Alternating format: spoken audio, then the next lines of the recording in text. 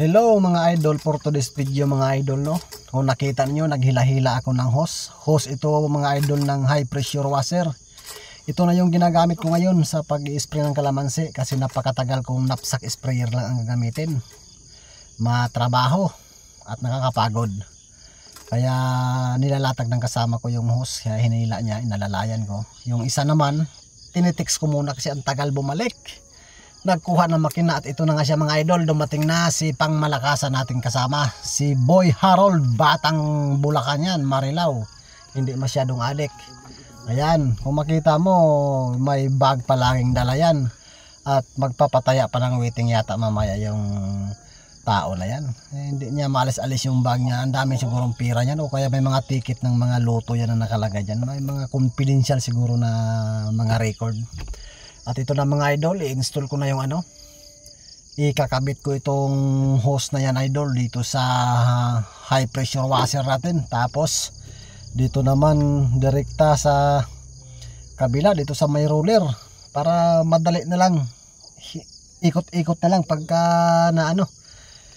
pag natapos na, pagbalik nila dito sa kabila, i-roll mo lang, napakadali, medyo magaan-gaan. Kaya hinanap ko pa yung isa kung nasaan yung para kaming mga model dito mga idol ng kalamansi yan. Kaya nagtatanong muna ako kung nahigpitan niya yung doon sa loob kasi siya po yung nagpulupot nito nung nakaraan. At yan, kinabit ko na.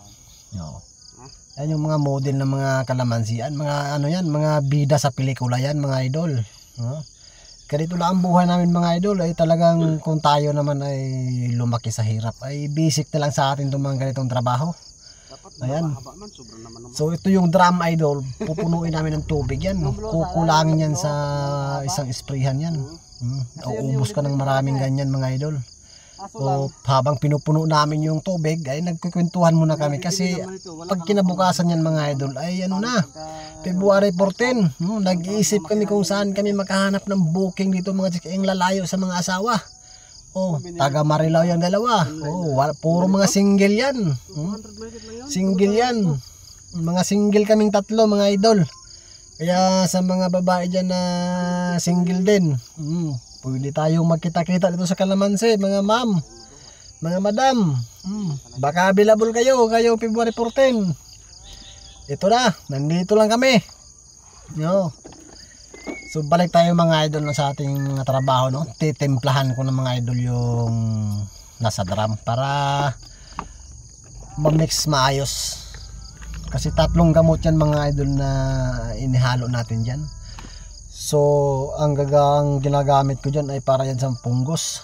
Kasi dito sa amin sa Mindoro mga idol, pag laging naulan dito sunod-sunod, ang punggos umaatake sa kalamansi yan. Yan yung kalaban dito na hindi mawala-wala.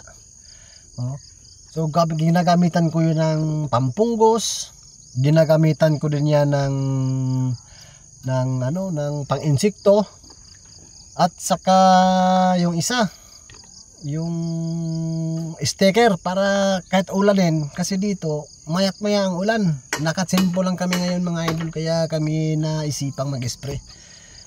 Kaya hinanda na ng kasama ko yung kanyang sagwa, no.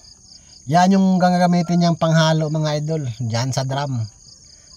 Basic na basic sa kanya kasi dati ay naglalaro siya ng sagwanan dyan sa ilog, yung karirahan ng mga bangka.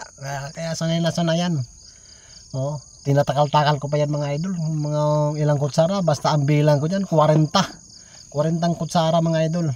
Medyo tinapangan ko na kasi matapang din yung mga punggos, at hahaluan ko ng pang-insekto para mayroong laban-laban naman sa mga mananap, mga animals. Di ba?